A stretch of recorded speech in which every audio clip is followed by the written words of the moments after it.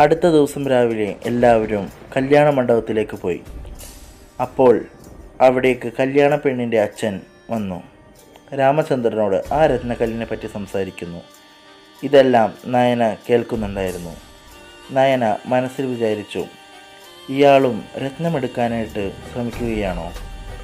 ഇയാൾ നാഗലോകത്തിലെ ശത്രുവുമാണ്. രാമചന്ദ്രൻ രാകേഷിനോട് ചോദിച്ചു, രാകേഷ്, ഞാൻ പറഞ്ഞ കാര്യം എന്തായി? അപ്പോൾ രാകേഷ് പറഞ്ഞു, ആ രത്നക്കല്ല് വിൽക്കാനുള്ള സമയമായി. ഞാൻ ഡീലറിനെ കൊണ്ടുവന്നിട്ടുണ്ട്. ആ ഡീലേഴ്സിൻ്റെ അസിസ്റ്റൻ്റ് വരുമെന്ന്. ഇന്ന് തന്നെ ക്യാഷിൻ്റെ ഡീലിങ്സ് എല്ലാം പറഞ്ഞ് ശരിയാക്കണം. കല്യാണ തിരക്കിനിടയിൽ ആ 2 അസിസ്റ്റൻസ് അവിടെ വന്നു. രാമചന്ദ്രൻ 2 അസിസ്റ്റൻറ്റിനോട് ഡീലിങ്സിനെ പറ്റി സംസാരിക്കുന്നു. കുറച്ച് കഴിഞ്ഞപ്പോൾ കല്യാണത്തിൻ്റെ സമയമായി. എല്ലാവരും കല്യാണ ഹാളിലേക്ക് പോയി. കല്യാണം നല്ലതുപോലെ തന്നെ നടന്നു. നയന മനസ്സിലാലോചിച്ചു, രത്നക്കല്ല് ഇവർ വിൽക്കുന്നു. ഇതിന് ഞാൻ സമ്മതിക്കില്ല. നാഗലോകത്തിലെ ഒരു നാഗങ്ങളും ഇത് സമ്മതിക്കത്തില്ല. ഇന്ന് തന്നെ ഇവരെ ഞാൻ പിടികൂടിയിരിക്കും. രാത്രിയായപ്പോൾ ആ 2 അസിസ്റ്റൻ്റ് സഞ്ചരിച്ച വാഹനം സ്വർണയും നയനയും തടയുന്നു.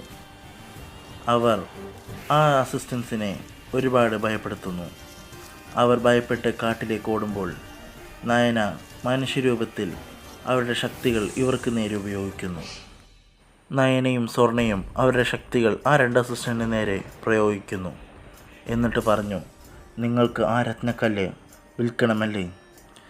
നാഗലോകത്തിലെ ഒരു നാഗകന്യകയും നാഗങ്ങളും ഇത് സമ്മതിക്കത്തില്ല.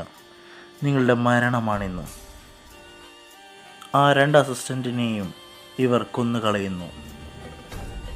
അപ്പോൾ നയന പറഞ്ഞു, നാളെ നമ്മൾ ഇവരുടെ രൂപത്തിൽ പൗർണമിപുരത്ത് ചെന്നിട്ട് രാമചന്ദ്രനോട് ഡീലിങ്സിനെ പറ്റി സംസാരിച്ചിരിക്കും. ആ രത്നക്കല്ല് എവിടെ കൊണ്ടുവരണമെന്ന് വ്യക്തമായി പറയും. നാളെ ഈ രത്നം നമ്മുടെ ക്ഷേത്രത്തിൽ തന്നെ വെക്കും. നാഗലോകത്തിന് സ്വന്തമാവും.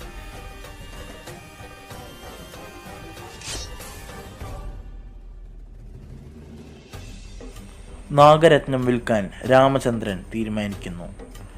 എങ്ങനെയായിരിക്കും നയന ആ നാഗരത്നം തിരിച്ചു പിടിക്കുക? കാണൂ നാളെ രാത്രി 9 മണിക്ക് SHD സ്റ്റുഡിയോസിൽ.